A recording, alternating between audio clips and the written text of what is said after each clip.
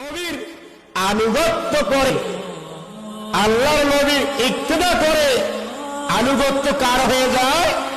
আনুগত্য আল্লাহর হয়ে যায়। এই কথা আল্লাহ বলেছেন সূরা নিসা অধ্যায় 4 আয়াত নম্বর 80।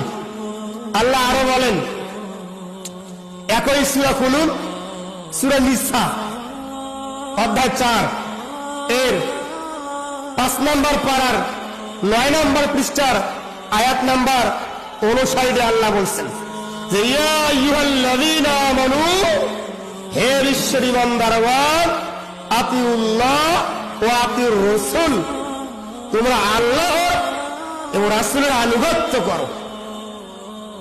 অত্র আয়াতের মধ্যে আল্লাহ সুবহানাহু ওয়া তাআলা বলছেন যে তোমরা আল্লাহ এবং আল্লাহর রাসূলের আনুগত্য করো। আল্লাহ আরো বলেন সূরা নিসা অধ্যায় 4 আর অনুচ্ছেদ নাম্বার 56, এখানে আল্লাহ বলছেন যে ইয়া আইয়ুহাল্লাযীনা আমানু, হে ঈশ্বরী বান্দারগণ, আতিউল্লাহ ওয়া আতিউর রাসূল, তোমরা আল্লাহ আল্লাহর রাসূলের আনুগত্য করো। আল্লাহ আরো বলেন সূরা আল ইমরান অধ্যায় 3 আর আয়াত নাম্বার 31 আল্লাহ বলেন যে কুল ইন কুনতুম তুহিব্বুনাল্লাহ, হে মুহাম্মদ আপনি বলুন যে মানুষগুলো আমি আল্লাহর ভালোবাসা সান্নিধ্য লাভ করতে চায়, তারা যেন আপনাকে ভালোবাসে। যে আপনি দাবি করেন যে আল্লাহ আমাকে ভালোবাসুক, আল্লাহ আমাকে পছন্দ করুক, ও অবশ্যই অবশ্যই আগে আল্লাহর নবীকে ভালোবাসতে হবে। এই কথা আল্লাহ সুবহানাহু ওয়া তাআলা বলেছেন।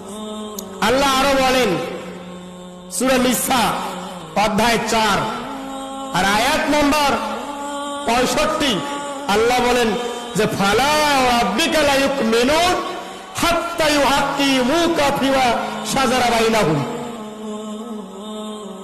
আল্লাহ বলছেন যে ওই সত্তার শপথ, ওই ব্যক্তি ইমানদার নয়, ওই ব্যক্তি মুমিন নয়, ওই ব্যক্তি তাকওয়াশীল নয়, ওই ব্যক্তি ইমানদার নয় যে ব্যক্তি জীবন, পারিবারিক জীবন, সামাজিক জীবন, অর্থনৈতিক জীবন, রাষ্ট্রীয় জীবন, রাজনৈতিক জীবন, মোট কথা গোটা সামগ্রিক জীবনে যে ব্যক্তি আল্লাহর নবীকে গ্রহণ করে না, অ্যাকসেপ্ট করে না, এ ব্যক্তি ইমানদার নয়। এটা আল্লাহ তাআলা বলেছেন। একই কথা আল্লাহর নবীও বলেছেন।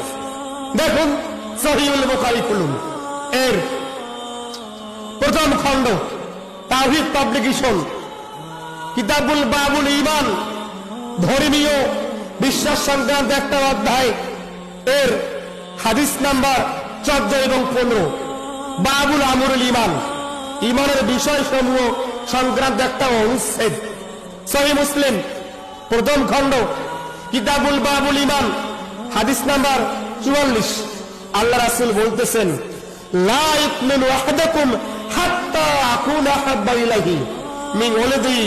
আল্লাহ রাসূল বলছেন যে ওই ব্যক্তি ইমানদার নয়, ওই ব্যক্তি মুমিন নয়, ওই ব্যক্তি তাকওয়াশীল নয়,